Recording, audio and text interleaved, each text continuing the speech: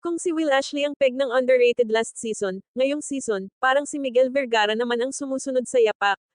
Sa PBB Club 2.0, hindi lahat ng housemate kailangan maging maingay para mapansin, may mga taong tahimik lang, pero kapag oras na ng laban, doon mo makikita kung sino talaga ang may ibubuga, at isa sa mga pinakamalinaw na halimbawa nito ngayon ay si Miguel Vergara.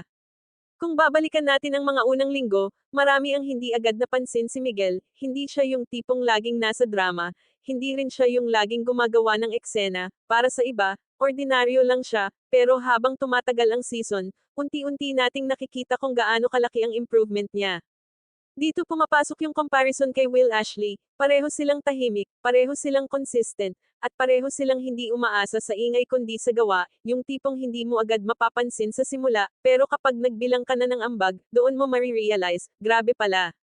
Si Miguel ay isang legit na task slayer, kapag may task, hindi siya yung pabida, hindi siya yung palaging nagsasalita, pero isa siya sa unang kumikilos, maaasahan, focused, at higit sa lahat, may malasakit sa team, hindi siya nagkukulang sa effort, at hindi rin siya yung madaling sumuko kapag mahirap ang challenge.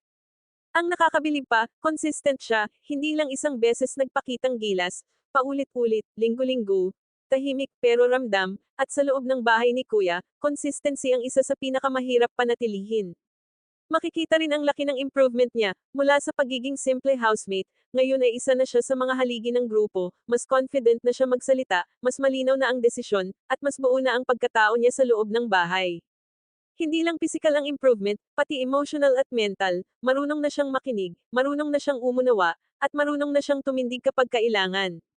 Isa pa sa nagpapalakas ng big winner aura niya ay ang pagiging reliable. Kapag si Miguel ang kasama sa task, may tiwala ka, hindi siya pabigat, hindi siya dahilan ng pagkatalo, bagkus, madalas siya ang isa sa rason kung bakit nagiging maayos ang teamwork. At dito natin masasabi na hindi lahat ng big winner ay kailangang maging maingay. Minsan, ang tunay na big winner ay yung tahimik lang, pero punong-puno ng gawa. Kung titignan mo, pang big winner material talaga si Miguel, may character development, may performance, may consistency, at may puso sa ginagawa, hindi siya perpekto, pero ramdam mo na totoo siya.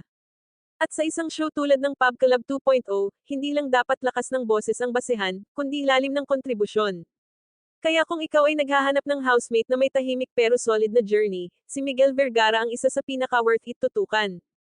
Hindi siya instant favorite ng lahat, pero siya yung tipo ng housemate na habang tumatagal, mas lalo mong naa-appreciate. At baka sa dulo, siya pala yung isa sa mga pinakamalalakas na alas para sa big winner title.